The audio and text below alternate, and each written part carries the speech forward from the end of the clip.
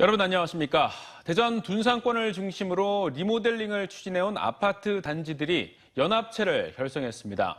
사업 추진에 걸림돌이 되어온 용적률과 층수 제한을 완화하겠다는 민선 8기 단체장 공약과 맞물려 추진 동력이 생겼기 때문입니다. 대전의 노후 아파트 단지 비율이 전국에서 가장 높은 상황에서 재건축 대안으로 주목받는 리모델링 사업이 탄력을 받을지 주목됩니다. 김건교 기자입니다. 리모델링을 추진하는 대전 지역 아파트 단지들이 연합체를 만들었습니다. 30년 넘는 아파트가 많은 둔산권을 중심으로 준공 연수와 안전진단 등급 규제가 재건축에 비해 덜한 리모델링에 대한 관심이 커지고 있는 가운데 연합체 구성은 충청권 처음입니다. 지역에서 리모델링을 맨 먼저 추진한 국화를 비롯해 청솔, 황실타운, 엑스포 아파트가 참여했습니다. 리모델링은 수직이나 수평으로 얼마나 증축할 수 있느냐가 관건인데 대전은 도시계획 조례에 용적률 250% 이하로 묶여있고 특히 둔산지구는 지구 단위 계획상 용적률 230%에 15층 이하로 제한돼서 사업 추진에 걸림돌이 되어왔습니다. 민선 8기 들어 지구 단위 계획 변경을 통해 이런 문제를 풀어주겠다는 관할 단체장 공약으로 사업 추진에 동력이 생겼습니다. 지구 단위 계획구역 용적률 완화가 해결이 안 되면 솔직히 그 활성화되기가 어렵거든요. 리모델링 사업이. 네네네. 네. 근데 지금 그걸 해준다고 하니까 더 많은 단지들이 나서는 것 같습니다. 대전시도 공동주택 노후화 비율이 준공 30년 이상 16.8%, 20년 이상 55.2%로 전국에서 가장 높은 만큼 체계적인 정비를 위해 올해 둔산지구를 시작으로 용적률 완화를 포함한 도시 관리 방안을 새로 짠다는 계획입니다. 아울러 내년 상반기까지 15년 이상 공동주택 가운데 정비 사업 대상을 뺀 445개 단지에 대해서 리모델링 사업의 토대를 마련할 예정입니다. 노후 공동주택의 체계적인 정비를 위해서 리모델링 계획을 지금 수립 중에 있습니다. 그래서 내년 상반기면은 수립을 완료할 예정이고요. 용적률과 층수 완화 그리고 지역업체의 상생 방안을 담을 예정입니다. 현재 대전에서 10개 단지 정도가 리모델링에 관심을 갖고 있는 것으로 알려지고 있습니다. 사업성의 잣대인 용적률 문제가 풀리면 둔산 등 대규모 택지 개발 지구를 중심으로 리모델링 추진에 보다 탄력이 붙을 전망입니다. TJB 김건교입니다. 대전과 아산에서 날개와 꽁지 등 곳곳이 잘린 채 버려진 비둘기가 잇따라 발견됐습니다. 유해 조류로 분류되면서 도심 속 비둘기들이 천덕꾸러기 취급을 받고 있다 하더라도 날개 절단은 명백한 동물학대 범죄로 처벌 대상입니다. 이수복 기자의 보도입니다. 지난 1일 아산시 배방읍의 한 아파트 단지에서 구조된 비둘기입니다.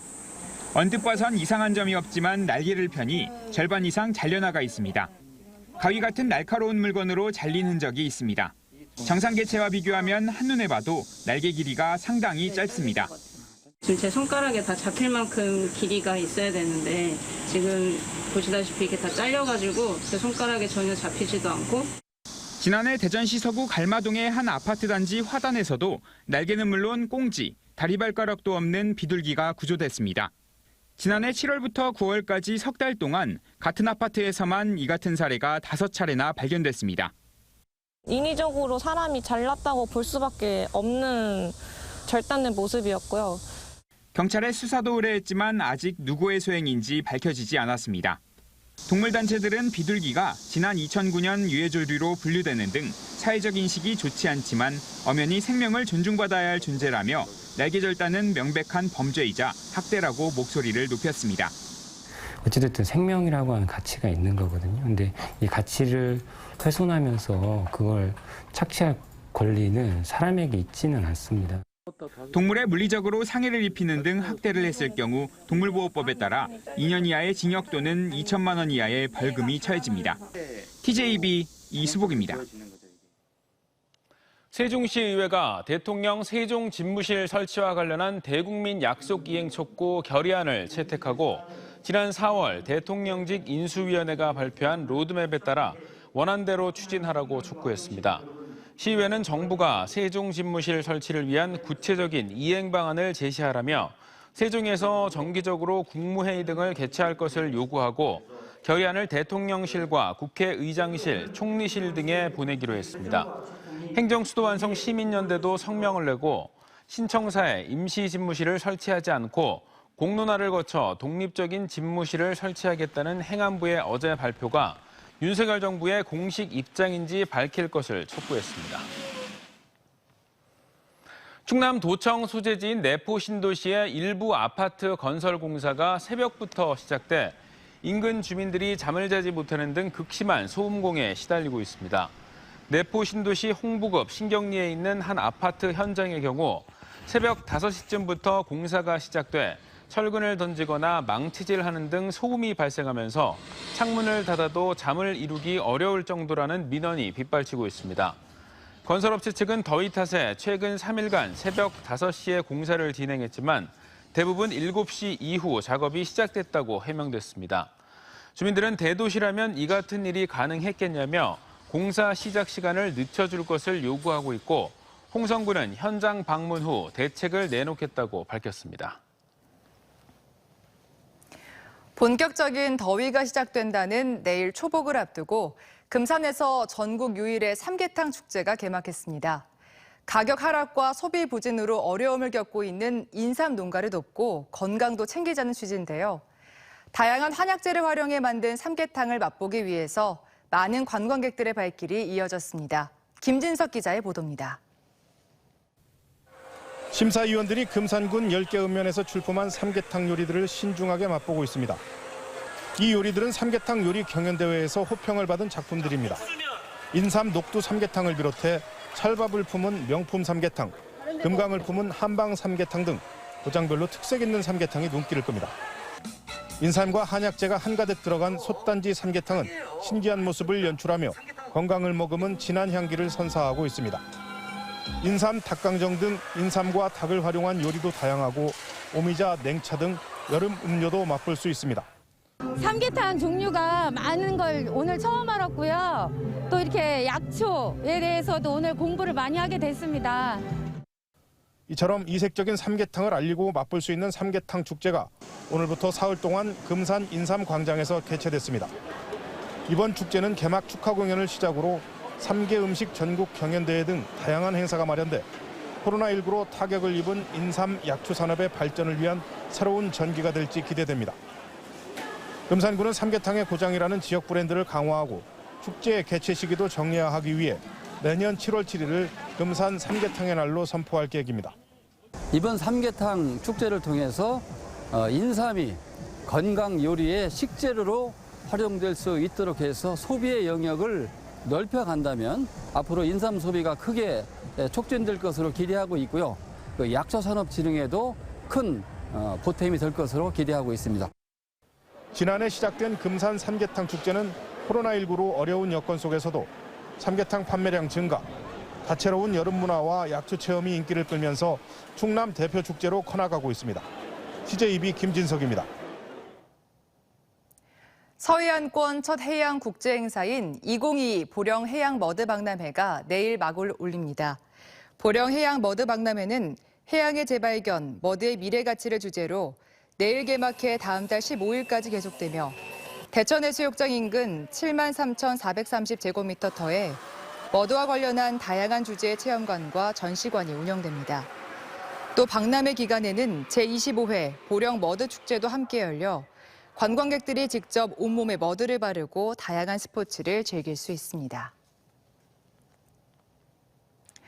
보령 해양 머드 박람회 개막을 앞두고 대전지방식약청이 식중독 등 식품 안전사고 예방을 위한 위생 점검을 벌였습니다.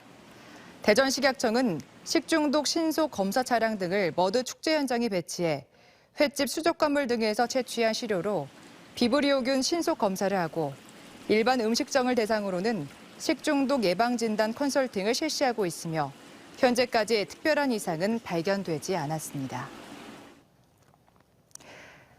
한화이글스가 또다시 10개 구단 가운데 꼴찌로 전반기를 마무리했습니다. 3년째 최하위로 7월 들어서도 1승 10패로 무기력한 모습을 보이고 있는데요. 이대로 간다면 하나가 가지고 있던 기존 시즌 최다패 기록도 경신해서 KBO 사상 첫 100패가 우려되는 상황입니다. 김철진 기자입니다. 하나이글스가 6연패로 2022 프로야구 전반기를 마무리했습니다. 25승 1무 59패, 승률은 10개 팀 중 유일한 2할대로 전체 꼴찌입니다. 현재대로라면 2년 전 하나가 세운 최다 패배 기록인 95패를 깨고 프로야구 역사상 첫 100패 달성 가능성도 제기됩니다. 보살로 불리며 꾸준히 응원해온 팬들도 지쳐갑니다. 지는 것 자체가 너무 당연하게 생각이 되고 있고, 그리고 지는 것도 맨날 수비 에러해서 지고, 그냥 그런 것 같아요. 오늘은 이기겠지, 약간 이런 생각으로 보는. 하나는 지난해부터 리빌딩을 선언하고 유망주들에게 경험을 주고 있지만 반전의 불씨는 보이지 않고 있습니다.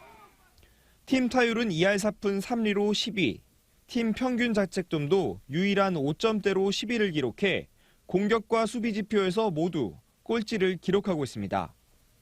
특히 연패를 쉽게 끊지 못하고 3점 이내 접전에서 점수를 내거나 리드를 유지하지 못하는 경우가 계속되고 있는데 결국 연패를 끊을 에이스 혹은 경기 분위기를 바꿀 중심 타자가 없고 유망주로 구성된 팀을 이끌 구심점이 부족하다는 지적입니다. 하나는 투수 쪽에 간판 투수도 없고 타자 쪽에 간판 타자도 없습니다.